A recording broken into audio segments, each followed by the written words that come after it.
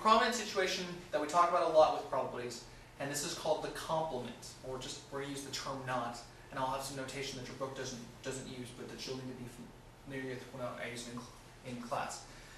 We'll say the complement of an event E is an event associated with E not occurring. It's really easy to see what's going on with the Venn diagram. So we've got our universal set. You've got some event E. Well, the complement of E is out here. We're going to call that E complement. It's a little dash there. Now, what's going on with this is, let's suppose there's 85, let's make it easier, 100 total things. And E happens 30 of those times. Well, that means E complement happens 70 of those times.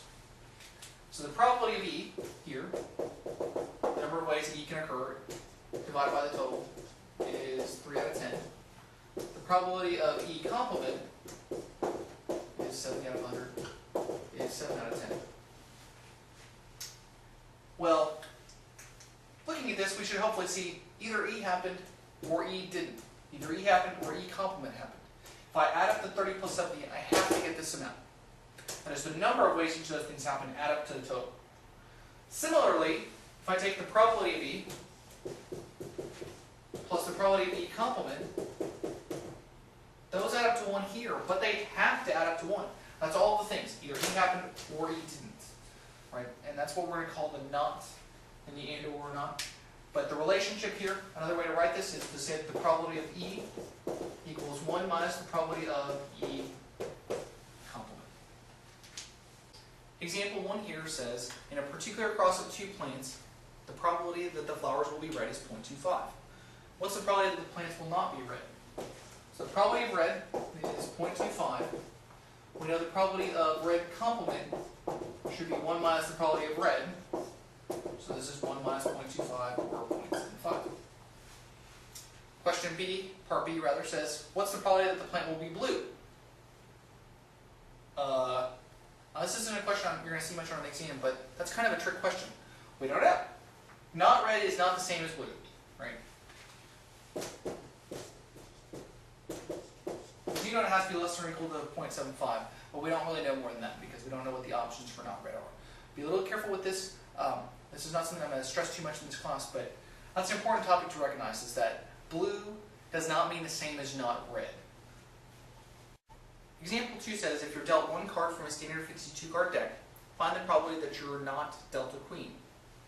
One way to do this is to recognize that the probability of getting a queen is 4 out of 52. There are 4 out of 52 cards that are queens. This simplifies to 1 out of 13.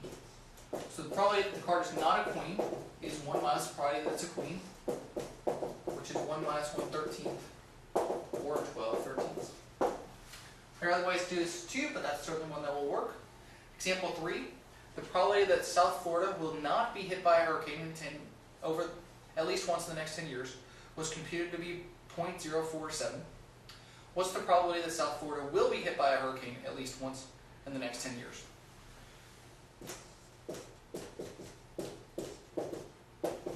Well, it says the probability of being no hurricanes is 0.047.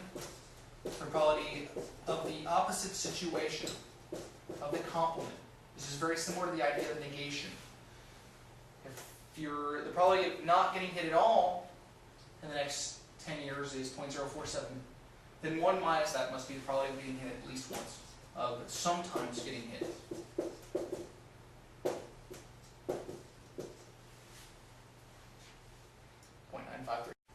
I'm going to discuss and a little differently than the book, but I'll say with questions of this sort that you find the probability of A and B, typically there will be something inherent in the problem that you'll be able to work with.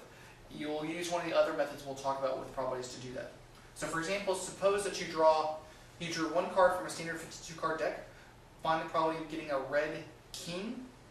Well, if I think about this, there are red cards that are diamonds and hearts. And there's a king of diamonds and a king of hearts. There should be 2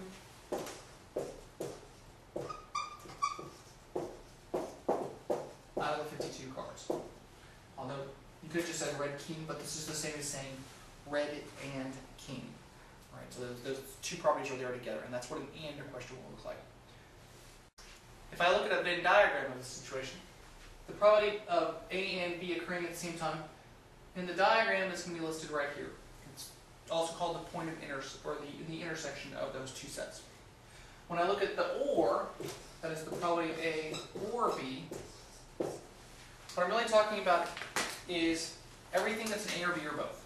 This is again an inclusive OR, just like the OR we use in the logic stuff. So I'm talking about all the stuff that I just shaded there in the red. Now, with the OR, you likely will notice that everything I'm including in A, along with everything in B, is part of it. So I can take the probability of A plus the probability of B, and that'll be part of it. Hopefully you noticed something about why I did that.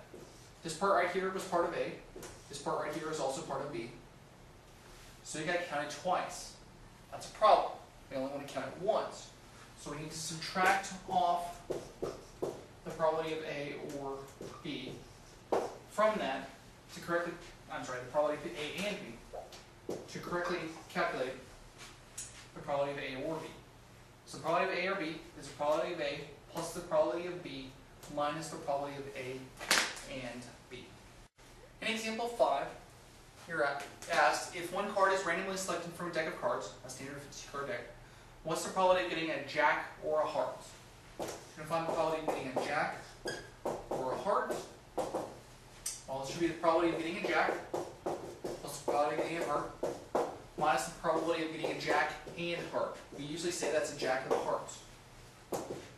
Well, there are 4 jacks in the deck out of 52. There are 13 hearts out of the deck out of 52. And there is 1 jack of hearts. Jack and heart. Notice I haven't simplified anything. That's because with the common denominator of 52, I can take 4 plus 13 minus 1. And see, this is 16 out of 52. And I can simplify that then, or write it as a decimal. Typically I'll prefer decimals, but you can do that on your calculator. In example 6, you're told that one card is randomly selected from a standard 52 card deck. What's the probability of the selecting a king or a queen? So here we'll find the probability of getting a king or a queen, which should be the probability of getting a king plus the probability of getting a queen, minus the probability of getting a king and queen. A king, we'll talk about that in a second. There are 4 kings in the deck of 52 cards. There are 4 queens in the deck of 52 cards. And then we want to kind of think about that situation a little. Getting a king and queen. So the card, you look at it, it's a king, and at the same time, it's a queen. How many cards are there like that? Good, 0. Okay, this is called a mutually exclusive, your book talks about this, set of things. You can't have a card that's both a king and a queen at the same time. So that probability is 0. And I'll say this again. In my experience, you're going to have some method that will allow you to do these AND questions as part of the problem. You'll see generally when those 2 events are mutually exclusive, it's sufficient just to add together the 2 parts of them. So we should get this as 8 out of 52 or 2 out of 13. In example 7, we have the following Venn diagram, and you're asked 3 questions about it. What's the probability of one of the things in this Venn diagram being an A? First off, let me point out that there are 50 plus 35 plus 20 plus 5 total things in this universal setting that include everything involved here. That's a total of 110 items available. That's going to be our sample space for each of these probabilities. So something nice to notice is that they all have the same sample space. They're all dealing with the same set of things.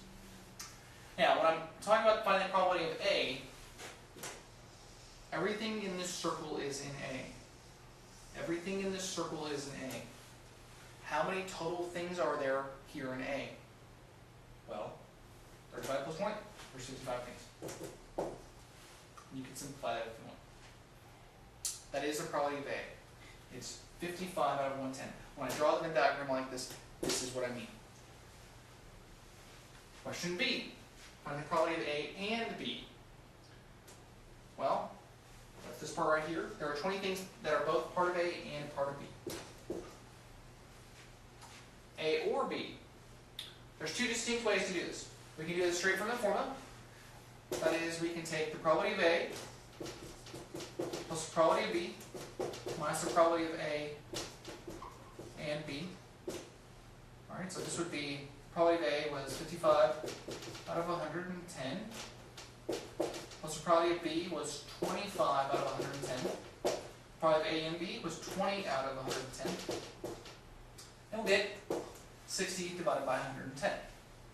So strictly using the formula we've just discussed will work fine on this problem. Alternatively, when I have things laid out in a Venn diagram, I can do this a different way. There's 35 things that are in A but not in B, 20 things that are in both, and 5 things that are only in B but not in A. 30 plus 20 plus 5 adds up to 60. In fact, there's a third way to do this. There's 110 things total. 50 of them are in neither part, so 60 are left to be in A or B.